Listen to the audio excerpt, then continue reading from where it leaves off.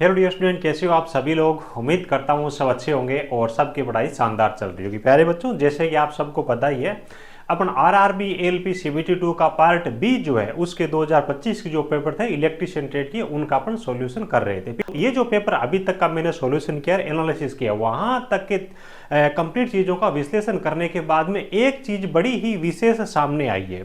जैसे कि IT other जो अलग अलग टेक्निकल एग्जाम होते हैं ना, वहाँ पे अपने को ये देखने को मिलता है कि थोड़े थोड़े जो प्रश्न है वो हर एक चैप्टर से लिए जाते हैं। लेकिन एलपी सीबीटी 2 का पार्ट बी है ना, उसके अंदर चीज़ें अलग है। यहाँ पे पैटर्न थोड़ा सा अलग रहता है। आप थोड़ा सा स्मार्ट स्टडी वाले तरीके से, यानी कि चीज़ों को अच्छी तरीके से जांच परख के एनालिसिस करने के बाद में पार्ट बी की पढ़ाई करने बैठते हो ना, तो आप कम मेहनत के साथ में भी इस पेपर को केवल क्वालिफाई नहीं, अच्छे नंबर के साथ में आप पास कर सकते हो। तो 8 महत्वपूर्ण चैप्टर उनके बारे में बात कर लेते हैं। उनके अलावा आप कुछ भी नहीं पढ़ते हो ना, तो भी बहुत अच्छे नंबर के साथ में आप पास कर सकते हो पार्ट बी को, ठीक है, ट्रेड को। बाकी जो भी बच्चे इंटरेस्टेड है हमारे साथ में जुड़ करके, इसका लाइव जो बैच है ना वो भी स्टार्ट हो चुका है एप्लीकेशन पे, परसों ही स्टार्ट हुआ है, जिसके अंदर आपको इलेक्ट्रीशियन ट्रेड और साथ में इंजीनियरिंग ड्राइंग है वो भी करवाई जा रही है। ठीक है, बहुत अच्छे तरीके से अपन पढ़ाई कर रहे हैं। इंजीनियरिंग ड्राइंग है ये भी आपको ट्रेड के साथ में दी जा रही है। यहाँ से भी 4-5 प्रश्न वो हर शिफ्ट के अंदर 2025 में भी पूछे गए। लाइव क्लास है, उसके बाद रिकॉर्डेड फॉर्म में भी रहेगी, टेस्ट सीरीज भी आपको मिलेगी, पीडीएफ नोट्स भी आपको मिलेंगे और अच्छी फैकल्टीज के द्वारा आपको पढ़ाई करवाई जाएगी। मोबाइल एप्लीकेशन है टेक्निकल जॉब ज्ञान के नाम से, गूगल प्ले स्टोर में मिल जाएगा। ऑल पेड कोर्सेज वाले सेक्शन के अंदर आप जाओगे ना, तो वहां पे आपको आरआरबी एलपी के बैचेस देखने को मिल जाएंगे, वहां से आप ज्वाइन कर सकते हो। चलो एक एक करके अपन सब चीजों के बारे में बात कर लेते हैं। देखो, सबसे पहला जो इंपॉर्टेंट चैप्टर ना, जिसके अंदर मुझे लगता है कि सबसे ज्यादा प्रश्न पूछे गए, वो है आपका पॉलीफेज सिस्टम बहुकला प्रणाली के नाम से जो चैप्टर है। यहां से किस प्रकार के प्रश्न पूछे गए? स्टार और डेल्टा से संबंधित बहुत ज्यादा प्रश्न पूछे गए। स्टार और डेल्टा में कैसे? जैसे कि आपको लाइन धारा दे दी, फेज धारा के बारे में पूछ लिया, फेज धारा दे दी, लाइन धारा के बारे में पूछ लिया, स्टार में या फिर डेल्टा में। ठीक है, इस हिसाब इस प्रकार के जो प्रश्न वो पूछे गए, डायरेक्ट पूछे गए, और कथन और उनके जो व्याख्या कारण उस प्रकार के प्रश्न पूछे गए। आगे मैं आपको बताऊंगा। बैलेंसिंग और अनबैलेंसिंग 3 फेज जो सिस्टम है उसके अंदर पावर के बारे में पूछा गया। उसके बाद बैलेंस्ड और अनबैलेंस कंडीशन में न्यूट्रल के अंदर जो धारा होती है उसके बारे में प्रश्न पूछे गए। मोटा मोटी इसी प्रकार के प्रश्न पूछे गए। और कितने प्रश्न पूछे गए? हर शिफ्ट के अंदर 3 से 4 प्रश्न वो इससे चैप्टर से पूछे गए। तो आपका बहुत ज्यादा लेंथी भी नहीं है और कुछ एक कॉन्सेप्ट आप सीख लोगे ना, स्टार को डेल्टा में धारा लाइन इनकी किससे क्या करते हैं, तो आप सीख जाओगे, कोई दिक्कत नहीं है। देखो, कुछ प्रश्न भी मैंने यहाँ पे लिए, देखिएगा। यहाँ पे एक अभिकथन दे दिया, स्टार योजित प्रणाली में लाइन वोल्टा फेज वोल्टा के √3 गुना होती है। कारण दे दिया, स्टार संयोजन में लाइन वोल्टा फेज वोल्टाओं का सदिश योग होती है, जिसके परिणाम स्वरूप उनका बीच √3 गुणक होता है। ठीक है, तो दोनों चीजें सही से बोल दिया। असंतुलित 3 फेज प्रणाली में न्यूट्रल धारा के बारे में आपसे पूछ लिया। ठीक है, इस प्रकार के प्रश्न वो पूछे गए। ठीक है, पेपर का सोल्यूशन चल रहा है, आप देखिएगा यूट्यूब पे, वहां से इन प्रश्नों का सोल्यूशन भी आप देख पाओगे, है ना। इस वीडियो में इतना टाइम है नहीं कि मैं आपको इनका सोल्यूशन बताऊं। ठीक है, ये बात तो आप ही समझते होंगे। उसके बाद में ट्रांसफॉर्मर के प्रश्न पूछे गए और लेंथी चीजों को ज्यादा वाइड लेवल पे ये चैप्टर को कवर नहीं करते। अब ट्रांसफॉर्मर की अगर अपन बात करें ना, एक दो तीन चीजें आप कवर कर लो। सबसे मेन इंपॉर्टेंट चीज ओपन सर्किट टेस्ट और शॉर्ट सर्किट टेस्ट है, उनको आप अच्छी तरीके से देख लो। और उसके बाद जो हानियां है, ठीक है, और उसके बाद छोटे छोटे न्यूमेरिकल है, वो भी ट्रांसफॉर्मर पे हर शिफ्ट के अंदर 1 से 2 देखने को मिले हैं। यहां से इस चैप्टर से भी 3 से लेकर के 5 तक हर शिफ्ट के अंदर प्रश्न पूछे गए। ठीक है, देखो, जैसे यदि किसी ट्रांसफॉर्मर की पर्दाएं आवृत्ति 2 गुनी हो जाए तो भंवर धारा हानि पे क्या प्रभाव पड़ता है। ठीक है, तो ये चीजें ट्रांसफॉर्मर के बारे में पूछी गई। इस प्रकार के छोटे न्यूमेरिकल है वो भी आपको देखने को मिले। तो बड़ी ही कॉम्पैक्ट चीजें यहाँ से पूछी गई है, बहुत ज्यादा लेंथी चीजें कुछ नहीं है। उसके बाद अल्टरनेटर, तो गिने चुने आपको टॉपिक पूछे गए अल्टरनेटर में। स्पीड वाला जो फॉर्मूला है ना, N = 120 F/P, है ना, F/P, जो कि आपका इंडक्शन मोटर के लिए भी काम आता है, इसमें भी काम आता है। इस पे आधारित प्रश्न पूछे गए। पोल की संख्या के बारे में, आवृत्ति के बारे में और आपको गति के बारे में 2 चीजें दे दी, एक के बारे में पूछ लिया, ऐसी चीजें।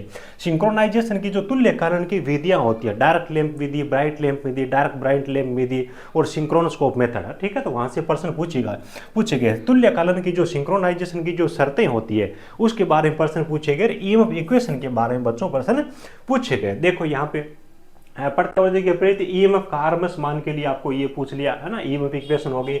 अल्टरनेटर के समांतर में क्यों संयोजित किए जाते हैं तो उसके बारे में पूछ लिया। डीसी मोटर है, इसके बारे में प्रश्न पूछे गए। डीसी मोटर बहुत बड़ी है, लेकिन यहाँ पे जो चीजें पूछी जा रही है ना, सेलेक्टिव चीजें पूछी गई। 2025 का कोई भी आप पेपर उठा के देख लीजिएगा, चैप्टर के अंदर चीजें वही पूछी गई जो मैं यहाँ पे छांट के लेके आया हूँ, ठीक है। अब देखो डीसी मोटर गति आधारित आपसे प्रश्न है, इसके अंदर पूछे गए है ना। जो डीसी मोटर की गति होती है आपको पता ही होगा, डीसी मोटर की जो गति होती है एन समानुपाती आपकी ईबी अपॉन फाई है ना। तो फ्लक्स के बारे में परिवर्तन को लेकर के दे दिया, धारा में परिवर्तन को लेकर के गति में परिवर्तन का दे दिया, सप्लाई वोल्टेज उनको दे दिया, ईबी के अंदर परिवर्तन को दे दिया। उसके बाद में अलग अलग जो डीसी मोटर है उनका उपयोग पूछ लिया ना। और उसके बाद डीसी मोटर के संबंध में आपके छोटे छोटे न्यूमेरिकल भी पूछे जा रहे हैं ना। जैसे कि अगर अपन बात करें V बराबर EB प्लस IA तो यहाँ से उठा करके आपको पूछ लिया कि आर्मेचर रेजिस्टेंस है यह ज्ञात करो, बाकी चीजें दे दी, या फिर आपको आर्मेचर धारा ज्ञात करने दे दी, या बैक ईएमएफ ज्ञात करना दे दिया, या फिर आपको वोल्टेज है ना। तो इस प्रकार की जो चीजें उन पे, उसके बाद गति नियंत्रण की जो विधियां है ना उनके बारे में प्रश्न है वो कुछ हद तक पूछे गए, बाकी ज्यादा नहीं, ठीक है। चलिए उसके बाद में देखिए डीसी जनरेटर को लेकर के, डीसी जनरेटर और मोटर में खास तौर से चीजें ना वो सेम सी पूछी गई है। डीसी जनरेटर में उपयोग आधारित प्रश्न पूछे गए है ना। लेवल कंपाउंड जनरेटर का यूज कहाँ पे करेंगे, फ्लैट का अपने जो कम्युलेटिव कंपाउंड का कहाँ पे करेंगे, डिफरेंशियल कंपाउंड जनरेटर का यूज कहाँ पे करेंगे, इस प्रकार के प्रश्न है ना। और अलग अलग इनके जो टाइप है उन पे आधारित प्रश्न पूछ लिया। कौन से ऐसे जनरेटर है जिनके फील्ड के अंदर अवशिष्ट चुंबकता जरूरी है वोल्टेज को विकसित करने के लिए, ऐसे प्रश्न पूछे गए हैं। और इसी हिसाब से जैसे मैंने आपको मोटर का बताया था ना एक फॉर्मूला, उसी हिसाब से उसी प्रकार की इक्वेशन पे आधारित आपको जनरेटर के भी न्यूमेरिकल है वो छोटे बड़े पूछे गए, इक्का दुक्का ज्यादा नहीं। उसके बाद अर्थिंग है, अर्थिंग से संबंधित भी भैया प्रश्न पूछे गए। अर्थिंग से संबंधित कुछ प्रश्न वो बिल्कुल बेसिक पूछे गए, कुछ प्रश्न ऐसे हैं जो अपने को अक्सर देखे तो बुक की थ्योरी के अंदर मिलते नहीं, ऐसे प्रश्न पूछे गए। देखो अर्थिंग प्रतिरोध के बारे में पूछा गया, कैसे अपन प्रतिरोध को कम कर सकते हैं है ना। मिट्टी की जो नमी है उसको बढ़ा करके या फिर गहराई को बढ़ा करके, समांतर में इलेक्ट्रोड लगा करके, सीरीज में लगा करके, ऐसे प्रश्न पूछे गए। उसके बाद अलग अलग अर्थिंग इलेक्ट्रोड है उनके बारे में पूछा गया, रेजिस्टेंस कैसे कर सकते हैं। पाइप अर्थिंग में अर्थिंग इलेक्ट्रोड है वो कैसे जुड़ा रहता है, ऐसे प्रश्न पूछे गए। पाइप अर्थिंग के बारे में पूछा गया, प्लेट अर्थिंग के बारे में पूछा गया, प्लेट को जमीन में कितनी गहराई तक डालेंगे, ठीक है। इस प्रकार के प्रश्न पूछे गए। यदि एकाधिक भू संपर्कित इलेक्ट्रॉनों का समांतर क्रम में उपयोग किया जाता है तो इलेक्ट्रोड प्रतिरोध को कैसे मापा जाना चाहिए। उसके बाद में एक और मोस्ट इंपोर्टेंट टॉपिक है आपका, लेकिन थोड़ा सा लेंथी है, जो आपका पावर इलेक्ट्रॉनिक्स डिवाइसेज है ना। हर पेपर के अंदर आपको प्रश्न पूछे गए, कम से कम 2 से 3 प्रश्न और ज्यादा से ज्यादा 3 से 4 प्रश्न यहां से पूछे गए। 80R के बारे में यूजेटी है, जीटीयू है, मोसफेट है, ट्रैक है, यहां से प्रश्न पूछे गए हैं। उसके बाद इंजीनियरिंग ड्राइंग की जो प्रश्न है ना बच्चों, इंजीनियरिंग ड्राइंग के प्रश्न है वो हर शिफ्ट के अंदर 3 से 4 प्रश्न है, वो आपको पार्ट बी के अंदर भी पूछे गए, ठीक है। तो ये आपको ध्यान रखना, जैसे कि आपको ये अलग अलग ड्राइंग ये आपकी सीट होती है उनके आकार से संबंधित हो गया। उसके बाद जो पेंसिलें होती है अलग अलग प्रकार की, उनसे संबंधित आपके प्रश्न हो गए। इस प्रकार के प्रश्न वो पूछे गए थे। ये जो 8 चैप्टर मैंने आपको बताया ना, इनको बहुत अच्छी तरीके से तैयार कर लीजिएगा, पासिंग मार्क बहुत अच्छी तरीके से आपकी हो जाएगी। मान के चलिए 60 से 70% नंबर तो यहाँ से आपको मिल जाएंगे। उसके बाद में अगर आपके पास में और एक्स्ट्रा टाइम होता है, बिल्कुल निश्चिंत होकर के एग्जाम में जाना चाहते हो, पार्ट बी में कोई प्रॉब्लम नहीं है। चाहो जहां से आप पढ़ाई कर रहे हो, चाहे आप सेल्फ स्टडी कर रहे हो। अदर इंपॉर्टेंट जो चैप्टर्स है आपके, जैसे कि वायरिंग के प्रश्न है वो 1 से 2 प्रश्न हर शिफ्ट के अंदर पूछे गए हैं। हेल्थ एंड सेफ्टी के प्रश्न है वो पूछे गए, 1 और 2 प्रश्न पूछे गए हैं। रजिस्टर के बारे में, कैपेसिटर के बारे में और इंडक्टर के बारे में प्रश्न पूछे गए हैं। और टूल्स मैंने शायद शामिल नहीं किया होगा, टूल्स के बारे में प्रश्न पूछे गए, लेकिन टूल्स के प्रश्न थोड़े से गहराई के पूछे गए, खास तौर से इलेक्ट्रिशियन से नहीं, वो आपके कारपेंटरी और फिटर के सामने प्रश्न पूछे गए। उम्मीद है सब चीजें आपको अच्छे से समझ में आई होगी। बाकी यूट्यूब पर भी आपके लिए क्लासें रहने वाली है, चैनल को सब्सक्राइब करके रखिएगा। ठीक है, अपना जो बैच है वो स्टार्ट हो चुका है 499। देखो पेपर का अपन लगभग विश्लेषण कर चुके हैं, 2 पेपर रहे जो अपन आज और कल कर लेंगे, तो उसके बाद अपना जो काम है बहुत अच्छी तरीके से इनकी पढ़ाई करने का है। और कोई भी आपको डाउट हो कोर्स के संबंध में, इस नंबर पे आप कॉल और व्हाट्सएप कर सकते हो।